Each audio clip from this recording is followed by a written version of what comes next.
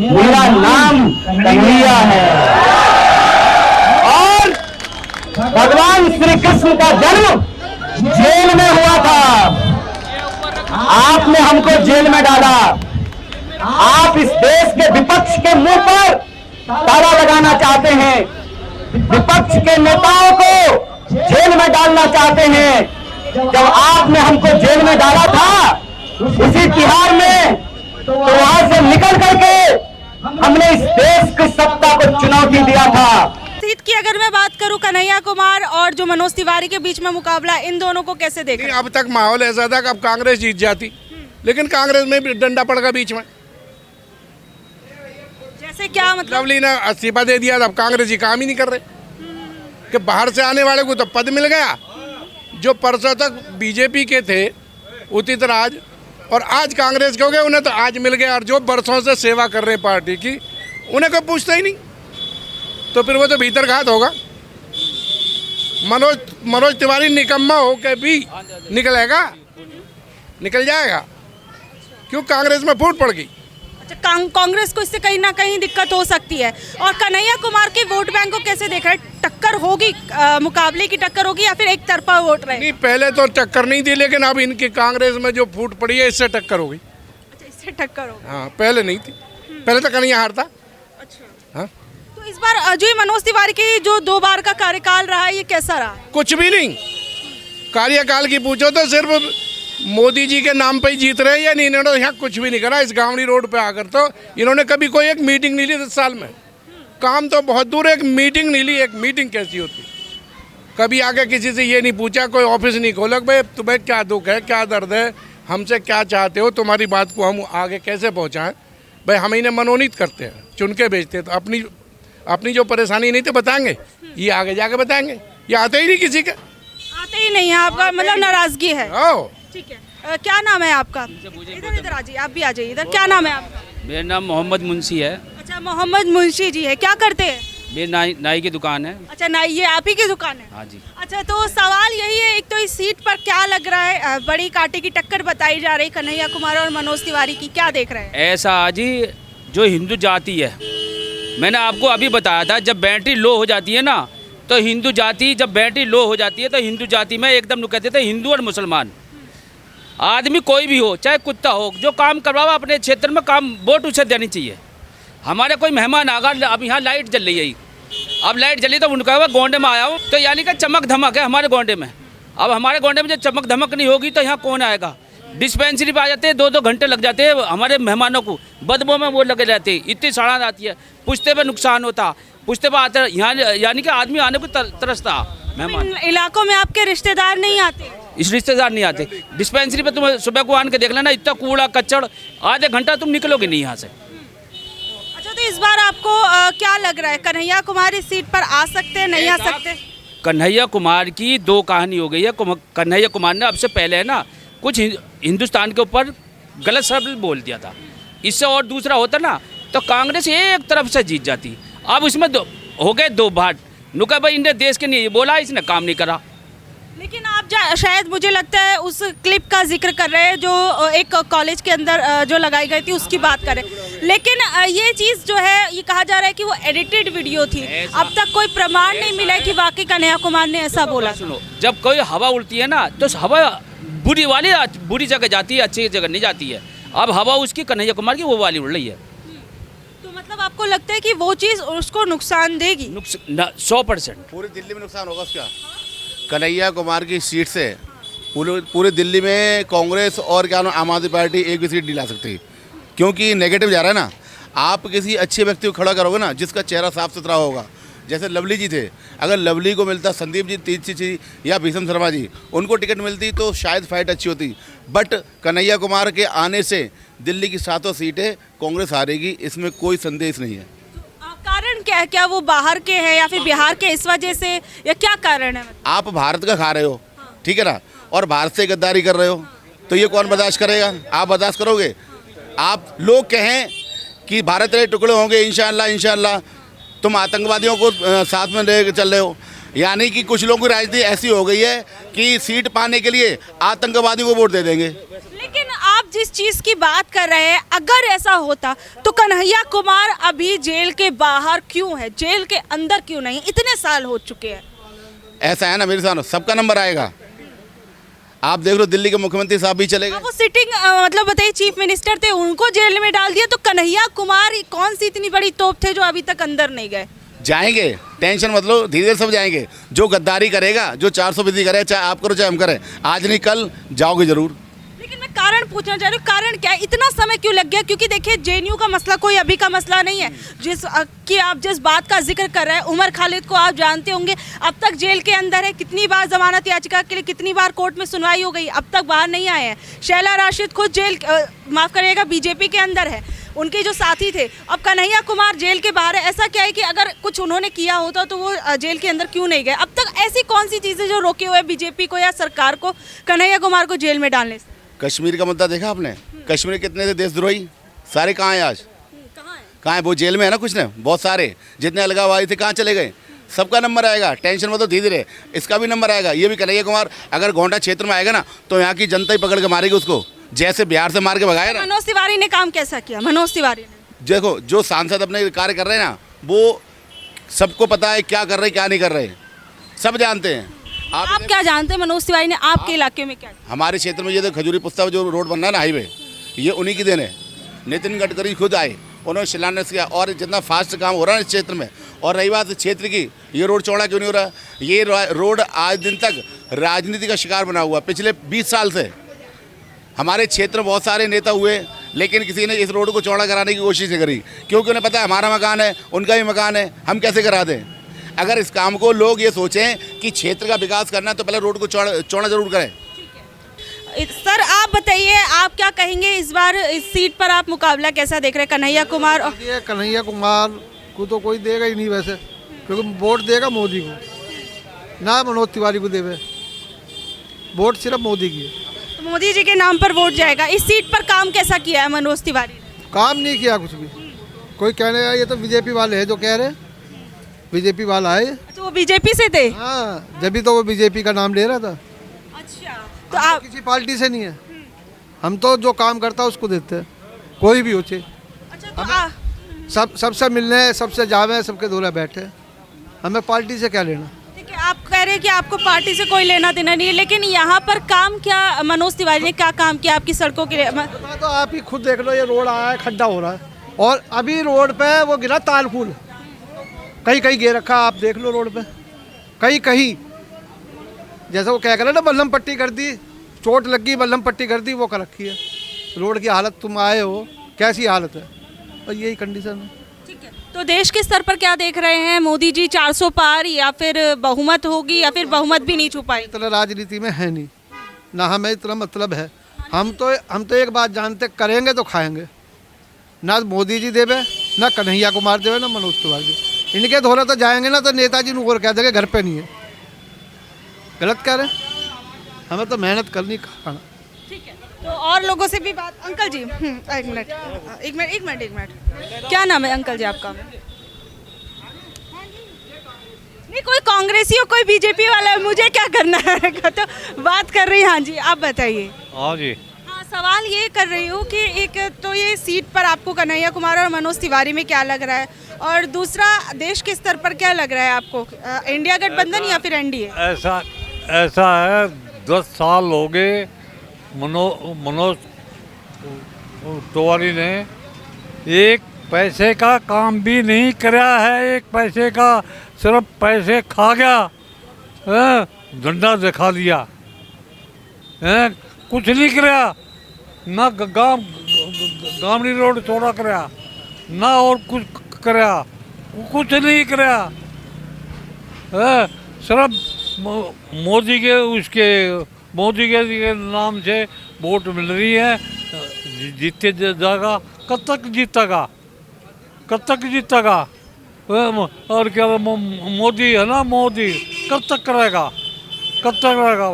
और 38 साल तक रहेगा, उसके बाद में खत्म है। मतलब आप कह रहे हैं मोदी जी भी कब तक रहेंगे, और कब तक उनके नाम पर मनोज तिवारी को वोट मिलेंगे? हाँ। तो कन्हैया कुमार को कैसे देख रहे हैं फिर इस सीट पर, जब उन्होंने मनोज तिवारी ने काम नहीं?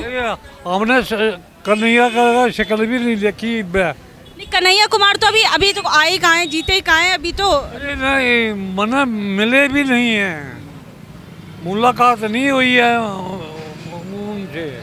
किससे मनोज तिवारी से, कन्हैया कुमार से? कन्हैया कुमार से। अच्छा, अभी आपकी मुलाकात नहीं हुई, अभी इस क्षेत्र में नहीं आए हैं कन्हैया। लेकिन आप मुकाबला कैसे देख रहे हैं? कन्हैया कुमार को कुछ वोट मिलेंगे इन जगहों से, नॉर्थ ईस्ट से, या फिर क्या? मुकाबला बराबर का है, बराबर का, टक्कर का मुकाबला। हाँ। अच्छा, मोदी जी 400 पार बोल रहे हैं, वो कैसा? क्या मोदी जी 405 मत है ना, मोदी भूल जाएगा। क्या भूल जाएंगे? ये वोट भूल जाएंगे। हाँ। चलिए ठीक है, और लोगों से बातचीत कर लेते हैं हम। हाँ जी, आप भी आ जाइए, कोई बात नहीं। बताने में क्या टोटा। हाँ, क्या बोलो विक्रम केजरीवाल जीतेगा, मोदी चोर है, मोदी चोर है, केजरीवाल जीतेगा। क्यों? केजरीवाल जी तो जेल में, उनकी पार्टी। वो हो जाएगी, जमानत होगी सुप्रीम कोर्ट से, हम करवाएंगे उनकी जमानत। अच्छा, चलिए ठीक है, और लोगों से भी मैं बातचीत कर लेती हूँ। इस तरफ आ जाओ। अंकल जी, क्या नाम है आपका? विजय चौहान। विजय चौहान। विजय चौहान जी, विजय चौहान जी, क्या देख रहे हैं इस बार देश का माहौल? 2 चरणों के चुनाव हो चुके हैं और इन 7 चरणों के चुनाव के बाद देश की गद्दी पर कौन बैठेगा? किसके सर पर जीत का ताज सजेगा? मोदी जी आएंगे। मोदी जी आएंगे। क्या किए हैं आपके लिए जो मोदी जी लाएंगे? लेकिन हम तो अपना काम कर रहे, किसी को कुछ नहीं दिया है, हम तो अपना काम कर रहे, देश को आगे विकास बढ़ा रहे। किसी को कुछ दिया भी नहीं और देश आगे बढ़। अरे देने को कौन किसको देता है? हम मेहनत करेंगे, हमारे पास मिलेगा।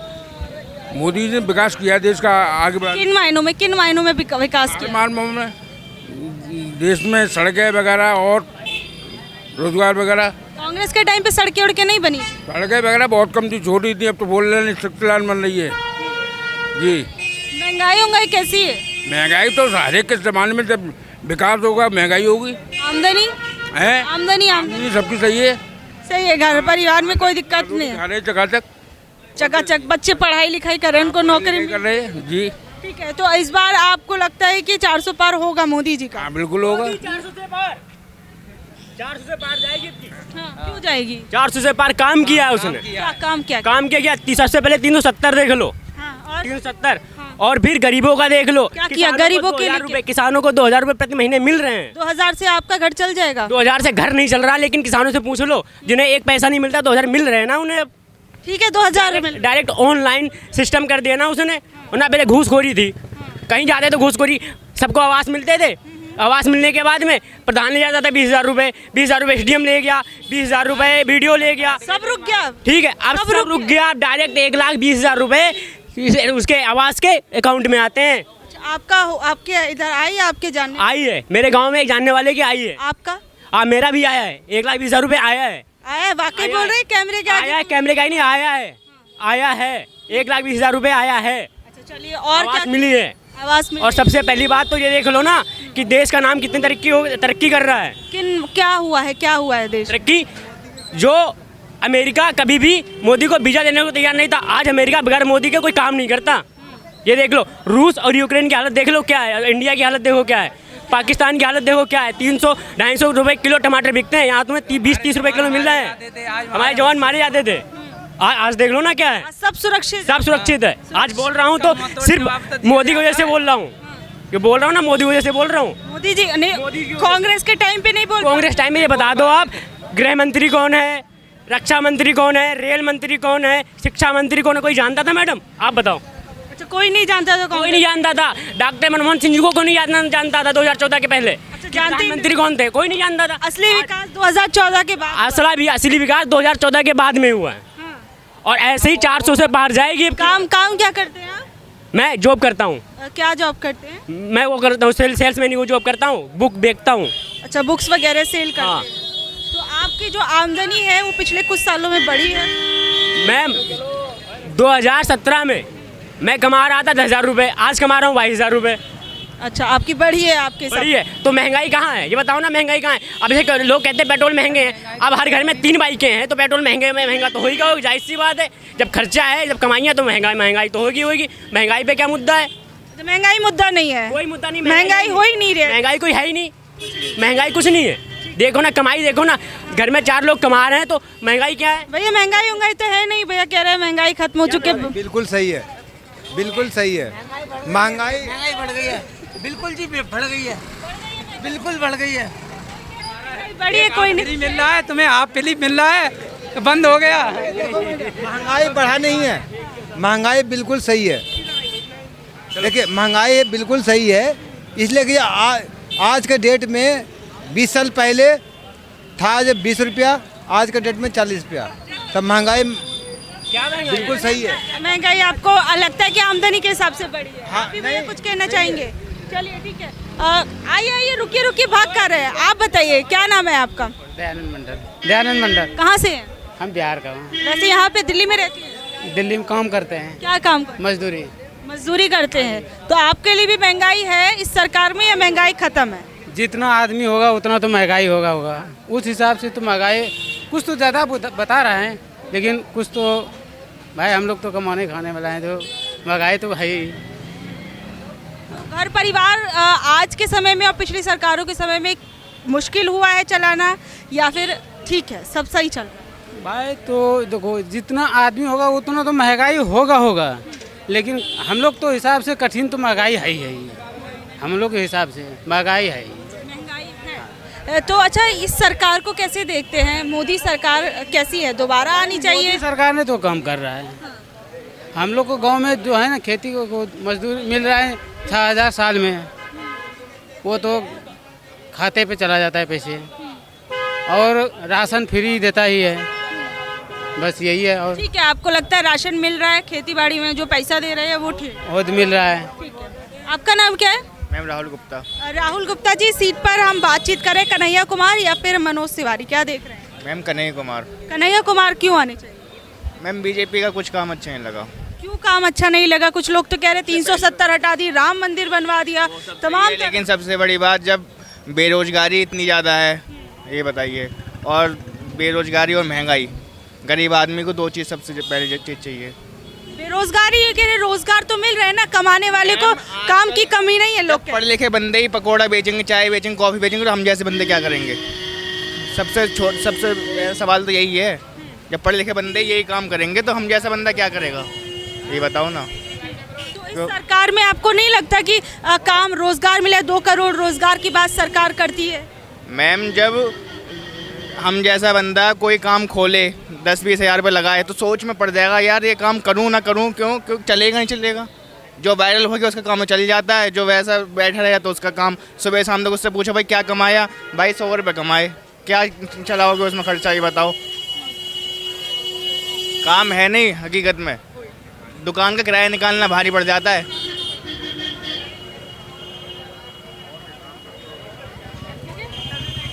दुकान का किराया निकालना भारी पड़ जाता है, क्यों? क्योंकि किसी का नौकरी करो 10-11 हज़ार से ज़्यादा कोई देता नहीं है। रियल में ये बात है, 10 भी बारी पड़े हुए बंदे को 10-11-12 हज़ार से कुछ मिलेगा नहीं।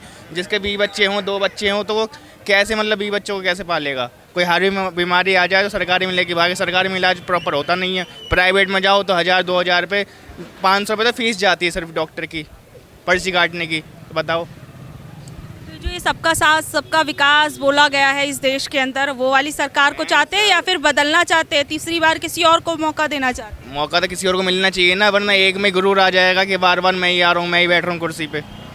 ये बताओ ना। तो ये इंडिया गठबंधन को कैसे देख रहे हैं, जो इस बार कह रहे हैं कि भैया मोदी जी 400 पार नहीं कर पाएंगे, ना करने देंगे? पहले